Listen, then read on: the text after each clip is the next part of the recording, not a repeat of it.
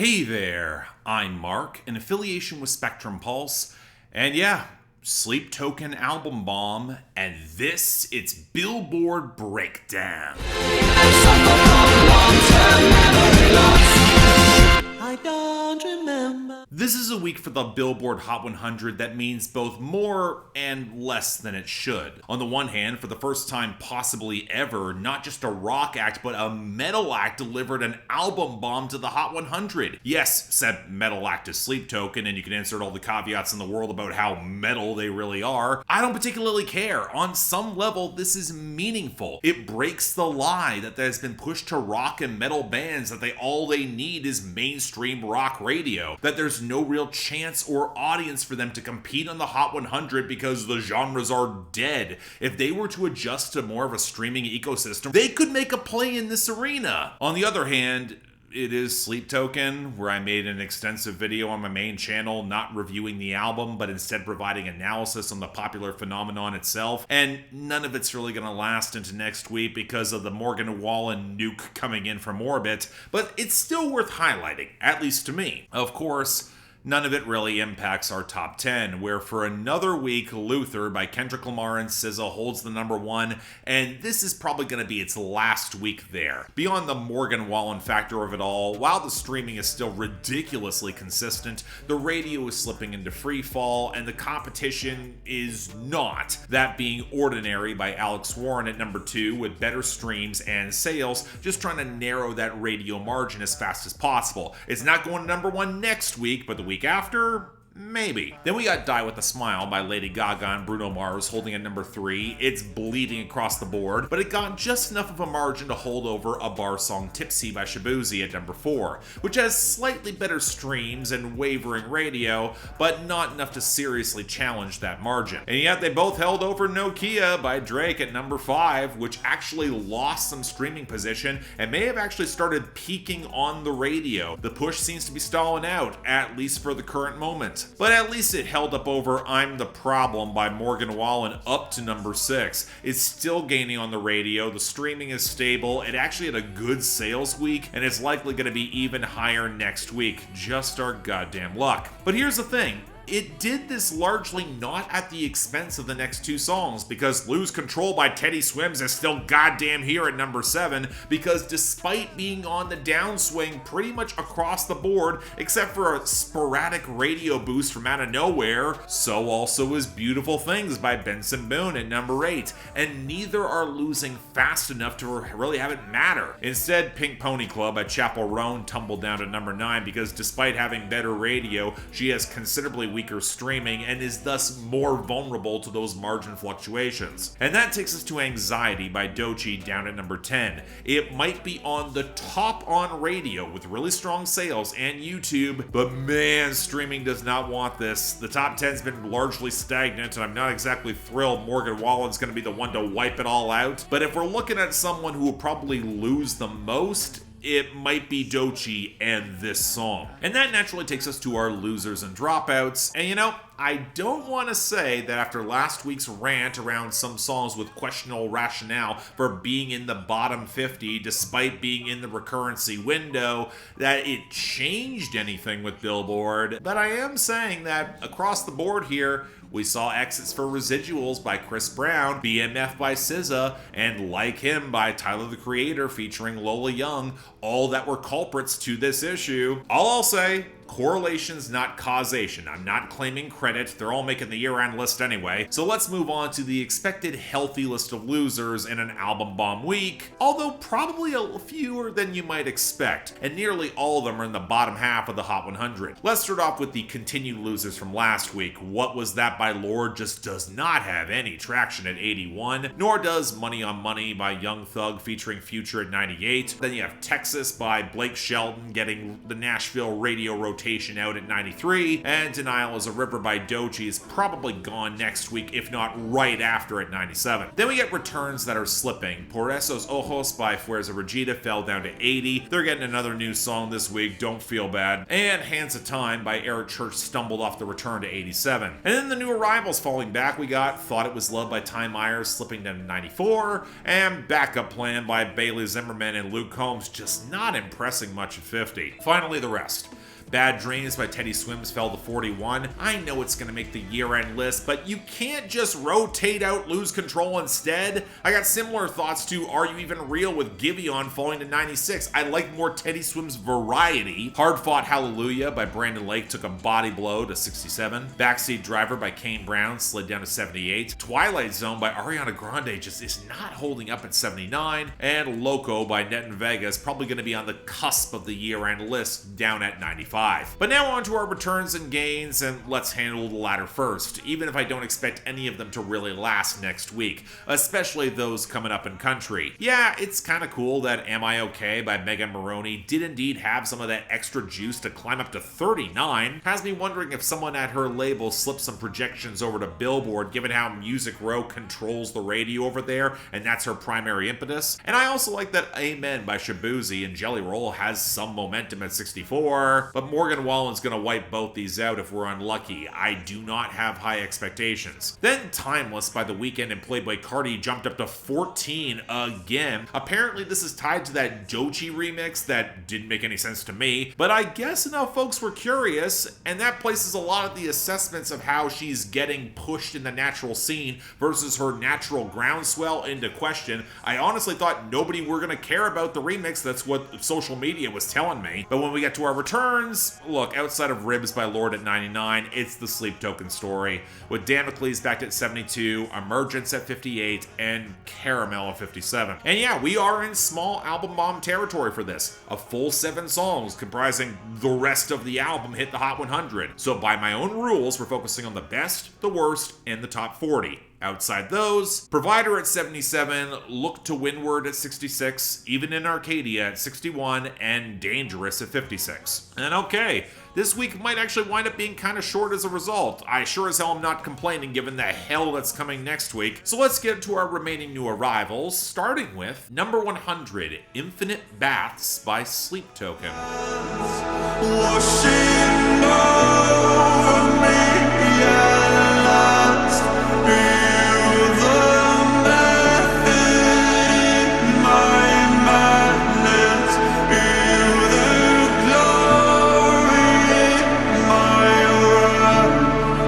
I know what some of you are gonna say, that of course I think this is the best song from Even in Arcadia because it's the most metal. From the extended slow build clocking over 8 minutes, from the hazy melodic backdrop to the echoing clap, to the churning riffs building over that second hook, until we get that drippy reverb guitar, and then the final passage, which might be the closest thing to extreme metal that's ever charted on the Hot 100, with the cacophonous grinding breakdown, and then Vessel delivering something close to a guttural black metal howl before the riff thunders down over the gloss. And yeah, some of that is true. I honestly think I might like Vessel's shredded, dirtier vocals more than the over-polished clean singing. But you know what? I actually like the thematic conclusion to the song as well. The title is inspired by a quantum mechanics thought experiment, referring specifically to extreme heat and energy environments, where the temperature remains somewhat constant and also relaxing to equilibrium in any quantum system despite any changes in those systems within it, which will then create infinite freedom within that environment at such high energy.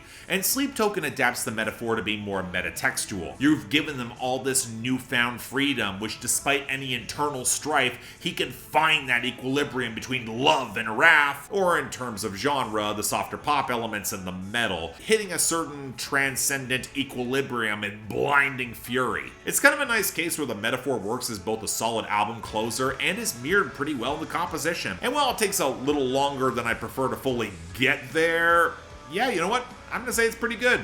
I'll take this. Number 91, Nope, You're Too Late, I Already Died by wifiskeleton and I Wanna Be a Jack-O-Lantern. Feeling I can't shake 'cause I'm too dumb. I'm never doing the right thing, so I'm so stuck.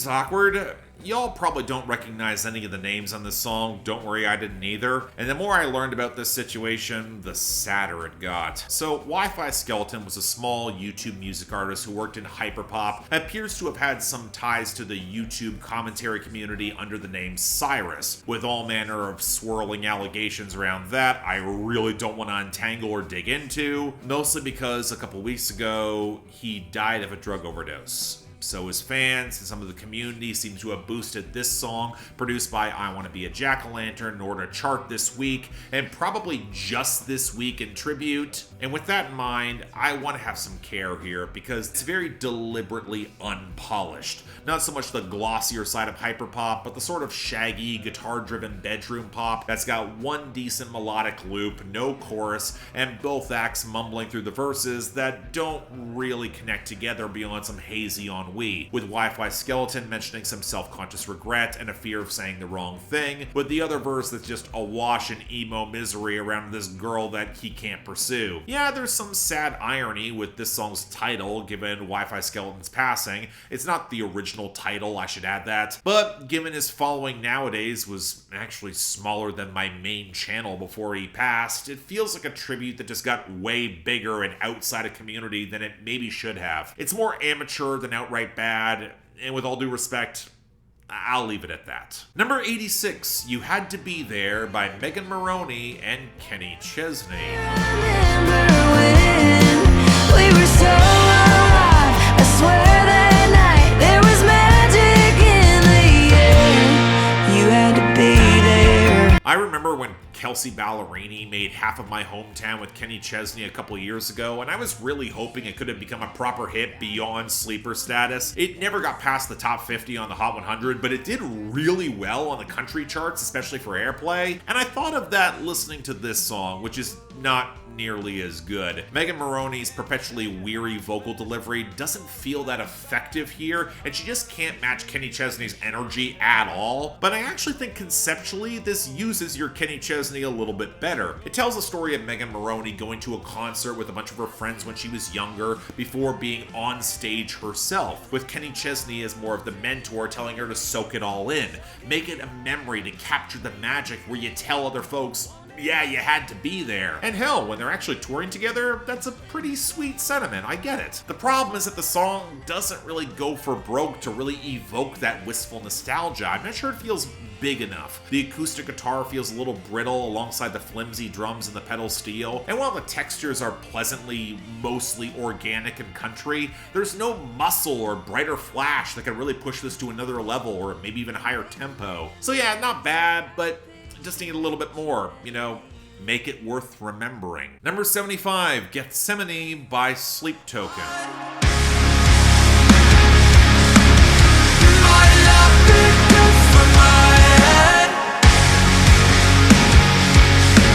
So this is the other somewhat legit song from Sleep Token alongside Infinite Baths and I Were to Stretch Damocles. I'll give them this, the album ends well. And while I don't love the wispy and overprocessed falsetto that reminds me a little too much of Sam Smith at their most tedious, there is something heart-wrenching about being stuck trying a little too hard in a bad and failing relationship, trying to convince himself that he loved her more than he did. Or if we're going to indulge some of the metatextual framing, trying to adapt to more accessible genres, play in those bigger rooms that has them lose who they are, punctuated by a pretty slick math rock section, and then this jagged slice of howling breakdown. So why in the nine hells would you then add this ticking trap expansion which kills any momentum, and this really pissy outro that's then trying to diss this person and their good day job but bad karma, a constant pain that of course Vessel can understand because his throne didn't come with a gun, and oh my god, how is this so bereft of presence or potency or menace? I honestly hope the outro is at least partially referring to that mainstream pop pivot with some metatext rather than being more literal, referencing stability or security that he's choosing to reject for his own health or state of mind, building off of Damocles. I mean, it's just kind of a shame because this could have been great.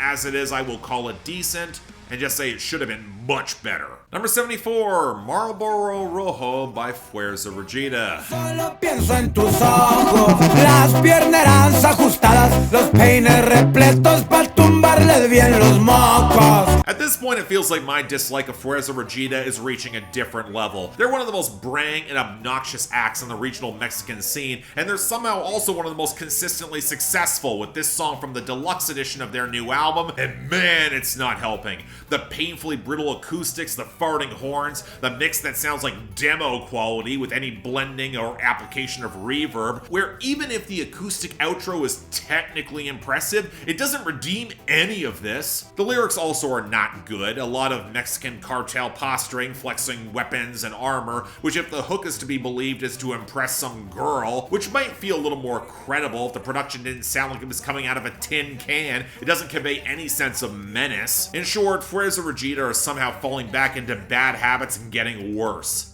So yeah, it blows. Next, number 70, Past Self by Sleep Token. You know it's not a game or a fantasy, and I don't even know who I used to be, but nothing is the same, and some things have to change now. Okay, somebody please get Vessel away from the shuffling trap drill percussion. It's starting to sound ridiculous, especially when it's paired with what sounds like a fluttery marimba and the overly quantized vocal production that tries to pile on the choral overdubs and all the pitch shifting. It sounds like the worst kind of self-serious Jacob Collier imitation, and yet it feels so frail and underpowered, especially when there's no riff at all to add some credible muscle. I'd like some metal, please. And all of that would be bad enough, but then we get to the content, which amidst all the arch pseudo-romantic framing, it is once again all about Sleep Token as a band, challenging the audience to dance on the line and accept the difficult changes and transitions in their sound in comparison with the faithless. And look, if you're trying to make rap that sounds like something that should have been left for dead and rightly abandoned 7 years ago, and then trying to flex while doing so with lines like one look at my past self, double take on my cash flow, along with how he's so sick of apologizing for past mistakes that he does not elaborate on as he tries to cut out his demons and yet maintain his dark side. Yeah, okay, I'll admit that could be a creative balancing act, especially when going mainstream, but it should not sound this embarrassing. It's the sort of track where if there's any self-awareness, it should be at the forefront of how all this is a real bad decision to water down your sound. Do us all a favor, skip this. It's the worst on the album. And finally, number 16, Superman by Morgan Wallen. You, I'll always try. I do the best I can, but Superman's still just a man sometimes. Oh, sometimes. Naturally, of course, we have to end this week with a precursor for next week with Morgan Wallen, and okay, you know what? Sidebar. There's a song on Luke Combs' last album called Remember Him That Way. It's a tribute to his father getting older that also plays with references to Superman, but is generally underplaying it because it's more about what his dad means to him, with a real trace of childlike wonder that's never faded despite the S on his t-shirt. I bring this up because I've been hearing Superman references in songs for decades now, some good, but a lot of them bad. And while I don't want to make any SEO comparisons given that there's a Superman movie coming out this year, Morgan Wallen's version of the story is exactly a lot of what I don't like. It's basically an inverted version of the Luke Combs track, where he's speaking from the dad's point of view to his son and wanting to be the best version of himself for the kid, but the punchline is Superman is still just a man sometimes. And if I were to indulge my comic book fandom, I wish there was a little bit more emphasis on Clark Kent's empathy and the way to being Superman instead of all of Zack Snyder's Randian portentousness in Superman as some ubermensch. I want to hear the humanity, well, Kryptonian side, but more humanity. But to be blunt, Morgan Wallen's not a convincing Superman, and his struggles don't mirror Clark Kent's in the slightest, from the presumed mugshot to the immaturity or losing some girl. I hate the line, "that bottle's my kryptonite." Superman does not seek out kryptonite, it's not an addiction for him, the metaphor is weak, and while that might be what his son is seeing, that he is a Superman, and that Morgan Wallen wants to be that, no, in the context of the album, it just doesn't really work. Pair that with the watery guitars around the pedal steel and the admittedly better blended trap-adjacent percussion and the overcompressed vocals. I mean, maybe Iron Man might be the better parallel if you want to mirror the demon in a bottle arc, but nah, it doesn't work for me. Not terrible, but I would prefer a Man of Tomorrow who can actually crack a smile in the course of an album, or actually showcase, some hope. But yeah, not exactly a strong week, certainly ends on a bit of a down note, but I'll give Sleep Token this. Between Infinite Baths as the best and Gethsemane as the honorable mention, they are gonna take the top spot. They're also taking the dishonorable mention for Past Self, but that's more because Marlboro Rojo by Fuerza Regida, they're hitting the absolute bottom. Just a screamingly obnoxious song. Next week, yeah, you know it, Morgan Wallen and I'm the Problem. Well, yeah, he certainly is. Stay tuned for that. But until then, I'm Mark. You're watching Billboard Breakdown in affiliation with Spectrum Pulse. And I'll see you